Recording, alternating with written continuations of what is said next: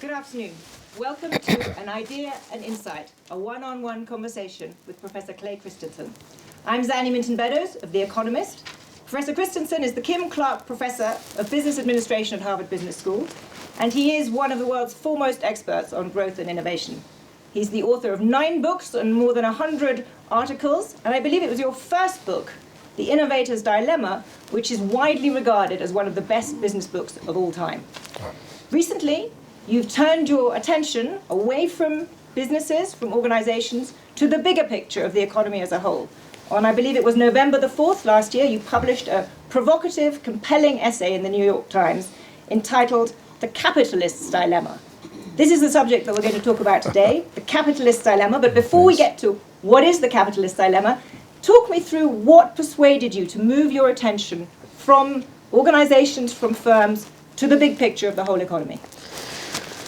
Well, in my research about innovation, almost always, if you're wrestled with a paradox, there are just two things are going on that just don't make sense to you. Almost always, you've got the categories wrong. And if you get the categories wrong, then they conflict and there's no answer. And so in the innovator's dilemma, the paradox is that it's not, the way they categorize innovation is incremental and radical, or they always couldn't explain everything that was going on. And then when I realized that no, we got the categories wrong, and there's sustaining, disruptive, then all of a sudden things fell into place. And so when you see in our economy, from a financial point of view, it looks like America's economy is just robustly emerging out of the recession. But they're not creating jobs. There's something wrong here. It just doesn't fit. And I realized that they've got the categories wrong. So that's what the fact that the overall economy wasn't doing so well, while financial returns were doing well. That was the dilemma you looked at. That's so then right. That's the capitalist dilemma. Explain to me how you then developed an insight to explain what caused this. Well, so always in developing a theory, you've got to get what are the categories. And it became very clear very quickly that innovation is the wrong category, because there are a lot of different types of innovation. So studying this and figuring out what fits in what categories, we realized that there is one type of innovation that we call disruptive innovation or empowering innovations. And this is a class of innovations that transform complicated, expensive products into things that are so affordable and accessible that many more people have now have access to it. And so in our past, Henry Ford's Model T, it enabled many more people now to own a car. The personal computer had the same impact. When it was a mainframe, only a few had it. The personal computer allowed everybody to have one. And the reason why this was a salient category is that by making it affordable and accessible, lots more people could own it. Therefore, you had to hire people to make it and distribute it and sell it and service it and so on. And if the data were available, I bet that it would show that nearly 100% of all net jobs in America are created by this type of innovation. So that's one, disruptive or empowering innovations. The second set we called sustaining innovations. And these were also very important for the economy, but by their very nature, they don't create new jobs.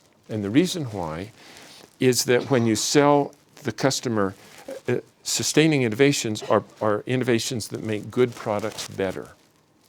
And when you sell them a better product, they don't buy the old product. So Toyota has a marvelous innovation we call a Prius. But every time they sell a Prius, they don't sell a Camry. So by their very nature, it's important for the economy, but it doesn't create jobs. And then the third type we called efficiency innovations. And these also are very important innovations, but their purpose is to transform products that people already have access to and make them even more affordable. And as a consequence of trying to make those more efficient, they reduce employment in the economy. So you divided, and this is the brilliant, in some sense, brilliant simplicity of this approach. You divided the economy into these broad categories of innovation. And as I understand it, it used to be that they were more in balance, that we used to have empowering innovations and efficiency innovations and sustaining ones. But now we've shifted more to a world of efficiency innovations. That's right. So even though empowering or disruptive innovations are the ones that create jobs, over the last 20 years, there has been less and less investment in those kinds of innovations, and more innovation plowing into efficiency innovations. Now, the reason why that's salient is it's out of balance in terms of jobs, but it's also out of balance in terms of capital, because capital is like the fuel that the economy needs to keep going. And if you invest in empowering innovations, they use capital, because you have to generate more capacity. And when you invest in efficiency innovations, they create or emancipate capital. So, for example, it used to take General Motors 30 or 60 days to make a car. And during those 60 days, all of the investment was on the balance sheet supported by capital. Toyota figured out how to make a car in 2 days. And so they just didn't need that much capital. And efficiency innovations emancipates or frees up capital to be used. And when things were in balance, you use that capital to invest in disruptive or empowering innovations. And now, over the last 20 years, you take this capital and plow it right back into efficiency innovations, take more capital, invest it in efficiency innovations. And so we're caught in investing in the things that reduce jobs rather than create growth. So the result is much less job growth. That's right. Now this obviously begs the question, why did this change happen? Why, in your view, have we moved from a more balanced environment where there were all three kinds of innovation, to use your typology, to one now where there is this investment and reinvestment in efficiency innovation, hence no job growth? Well, I'm ashamed to say that the cause of the problem are the business school professors like me. And the reason is, it's kind of like in almost everything in my research, we're doing the right thing in the wrong situation. So back in the 1930s, 40s, 50s, and 60s, when new finance was emerging, capital was scarce. And when anything is scarce and it's costly, you got to be careful about how you use it, and you husband its use and deploy it only where that investment will generate the maximum return for the use of that capital. And because it's so scarce, when you put it in, you want to get it out as fast as you can, and you want to take more out than you put in. And when capital is scarce, you have to be careful, almost lovingly put your capital in because it's so scarce. If something is abundant and cheap, like sand, you don't deal with it in that way. And so at the time that finance emerged, capital was scarce, and therefore they developed measures of return on capital that caused you to gingerly deploy that. And one measure is return on net assets. And that was a measure that helped you understand whether or not you're deploying it in the right way. Internal rate of return, caused you to invest only in things that paid off quickly. Now, what's happened over the last 20 years is, as people who we taught how to measure investments by these measures looked at empowering innovations, they say, man, that takes 5 to 8 years to pay off.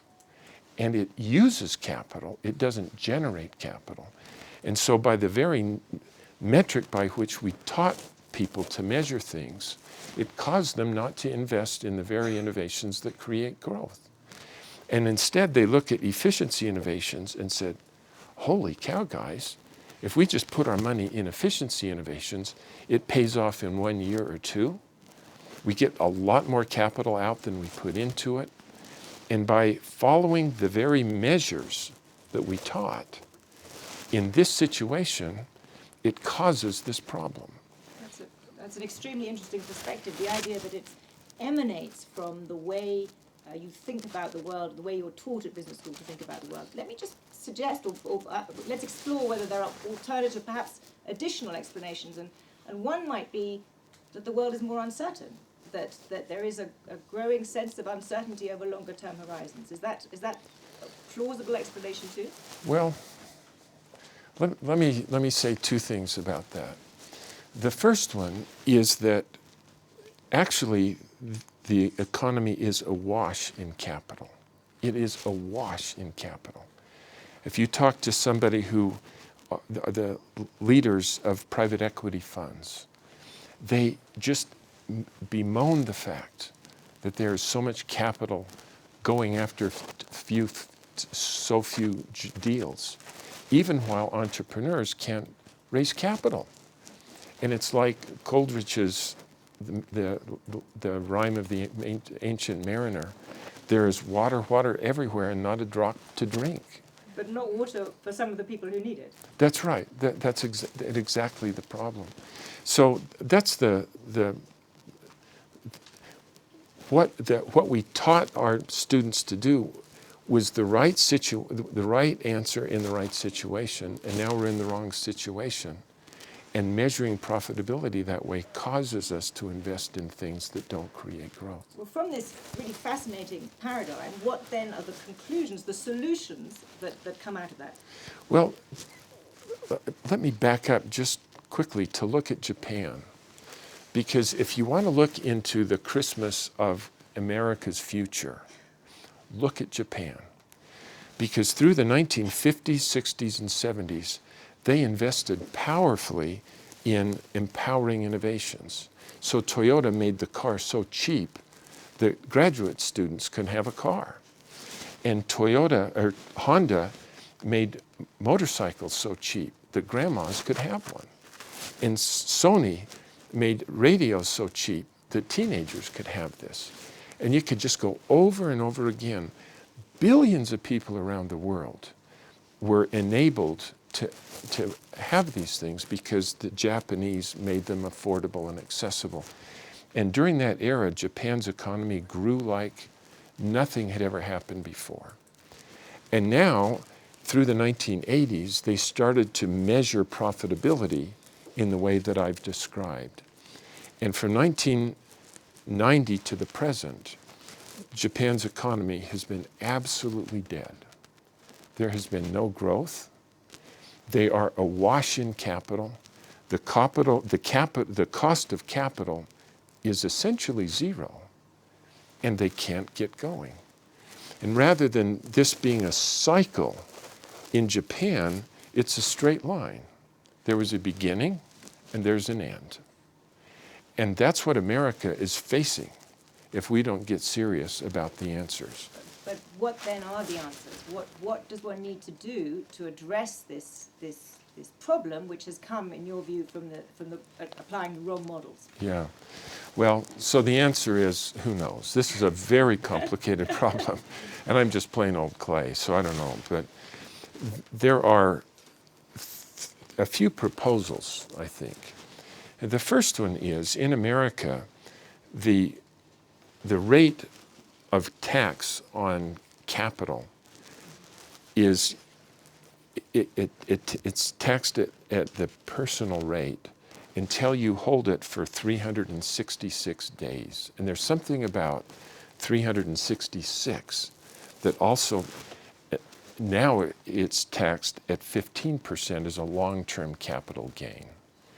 And that needs to be rational, graded downwards, so that if you keep the money in the company at work for 5 years, the tax rate is 0.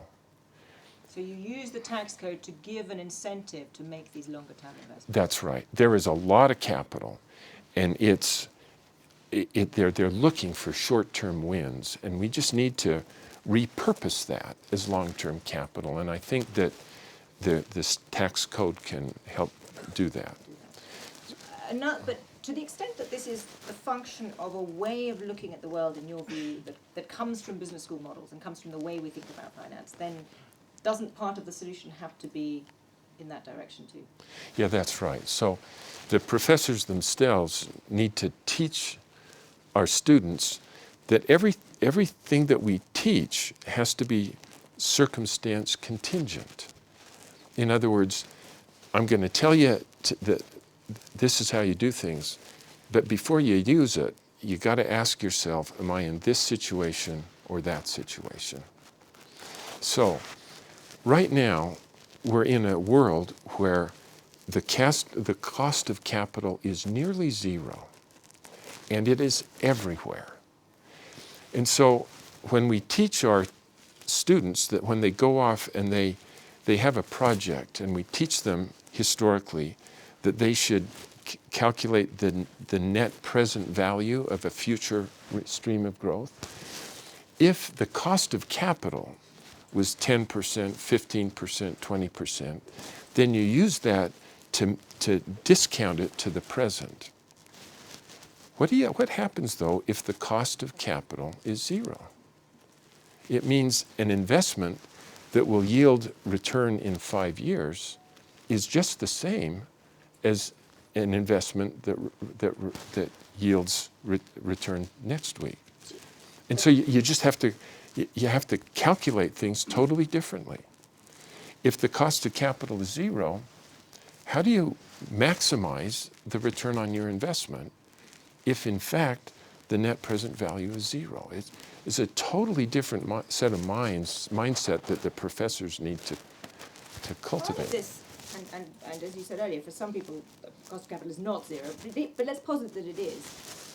Do you think this is a permanent paradigm shift, or is this just a temporary, perhaps rather long temporary period in the aftermath of a very big asset bust?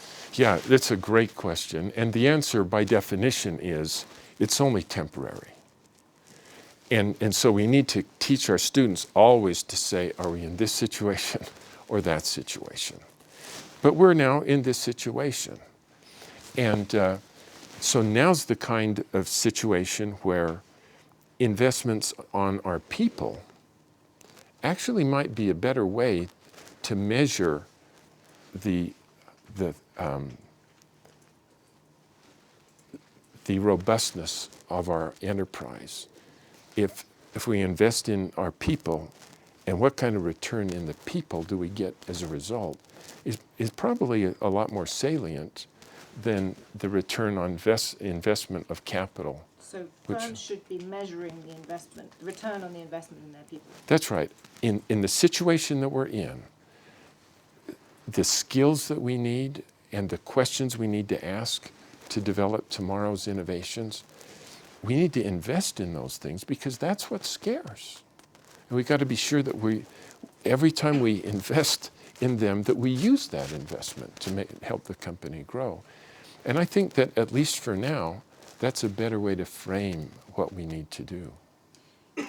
You mentioned that solutions are very difficult. One of the things that you've become known for is helping firms, helping to think about how to actually innovate and how to deal with disruptive change. Yeah. Put yourself, let's try and do this for the business schools and then for the government, because these are now posit that they're your 2 new clients.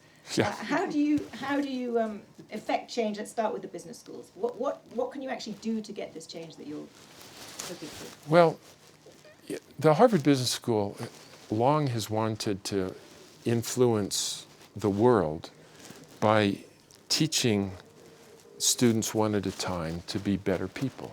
And I think that we've had some impact on helping individual people be better people.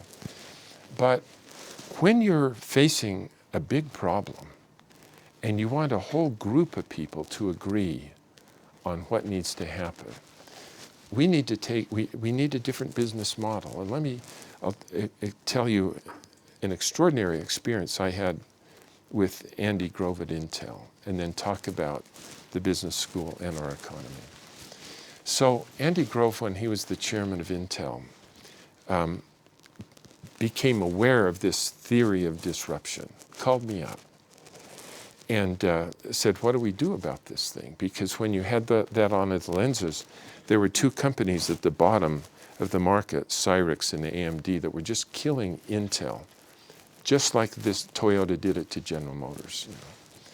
And so we talked about it. I was interested then that Andy Grove did not stand up in front of the company and announce, ladies and gentlemen, we're going to go to the bottom of the market and launch what they called the Celeron processor, because that was so counter to the profit logic of the employees. So he set up a seminar, and he convened it 20 times over the course of the year. It lasted a whole day, and it was, they brought in 100 people at a time. And I ran that for a while, and then I turned it over to Andy and his staff. And we spent a whole day focusing on what does this theory imply for what could kill us and how could we kill other companies. And I was talking to Andy a couple of years ago about what the result of that was, which today Intel ships maybe $20 billion of products that emerged from these seminars. And Grove said, you know, Clay, your theories don't give us any answers, but it gave us a common language and a common way to frame the problem so that we could reach consensus around a counterintuitive course of action. And I thought, that's just brilliant. Because when we have a problem collectively, and we sit around a table, and the question we pose is, what do we do? We just talk past each other. But instead, if we ask the question, what's the problem? If you get consensus around, you have a common language and a common way to frame the problem, then we too can reach consensus around what otherwise would be a counterintuitive course of action. That's a very interesting idea, and I have no doubt difficulty in imagining that happening at Harvard Business School. I'm now going to try and transport this to Washington, because you are talking about the overall economy, and actually by extension in other rich economies too, because your perspective could be applied more broadly than the US. You mentioned to me earlier that this article you wrote in the New York Times, where you first coined the idea of the capitalist dilemma, was had engendered more interest in the short term than anything I've written. So what happens? How do you get this kind of a conversation going in an incredibly polarized environment? Boy, it is horrible. I bet if I was a good historian, I bet we would realize that the Republicans and the Democrats have never been able to agree on anything. This is not a new phenomenon. But up until the mid-1980s, there was a group of people in America that we called Southern Democrats. And they had a business card that allowed them to go to the Democrats' meetings. But when they voted Republican. And that meant that anybody who wanted to get anything done in Washington had to convene in the office of one of the Southern Democrats. And that's how agreement occurred. Well, then Ronald Reagan was so popular and successful. Through the mid and late 1980s, we just lost the Southern Democrats. They either converted to the Republican Party or they retired, and the people who were elected to take their place were Republicans. And all of a sudden, there wasn't anything in the middle or a geographical place where one side or the other could convene to get anything done. And so it's become very polarized.